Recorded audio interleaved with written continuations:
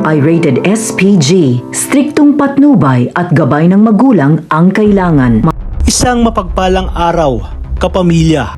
Isa ka din ba sa masugid na taga-abang? Galit na galit at na-high blood na kay David. Mas lalo tayong manggigigil kay David dahil sa pagiging garapal nito. Ngunit may ibubuga pa kaya siya kapag nalaman ni Olga na siya pala ang pumaslang kay Samantha.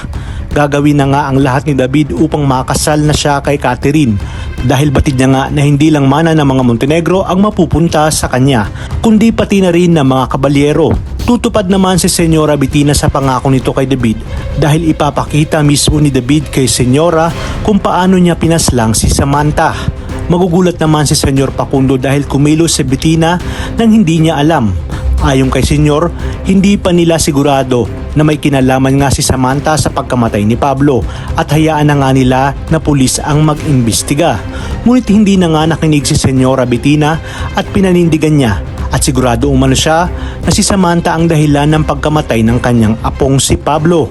Patawa-tawa nga itong si David at napakaangas na sinabi kay Senyor na di kalaunan umano siya na ang makakatuwang nito sa kanilang negosyo, lalo na pag nakasal na sila ni Catherine dahil wala na nga daw itong si Pablo. Hindi na nga napigilan ni Senyor at nag-walk out na siya at pumunta ng kusina.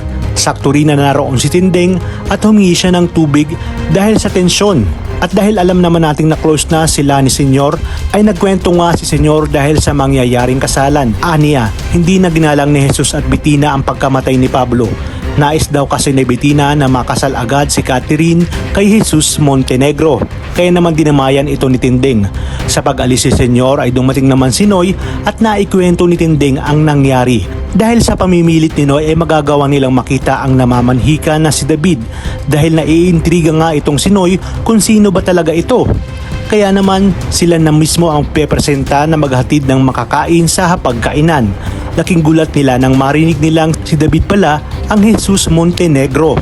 Dito na matatapos ang kayabangan ni David dahil mismong sina Tinding at Noy ang pipigil sa kasalang mangyayari. Sasabihin kasi ni Tinding na hindi Jesus ang pangalan nito at apo niya ito. Ito ay si David Di Magiba na pangalawa niyang apo. Laking gulat ng lahat lalong-lalo na si Ramon. Mapagtatanto kasi niya ang mga huling binitawang salita ni Severino bago ito mamatay.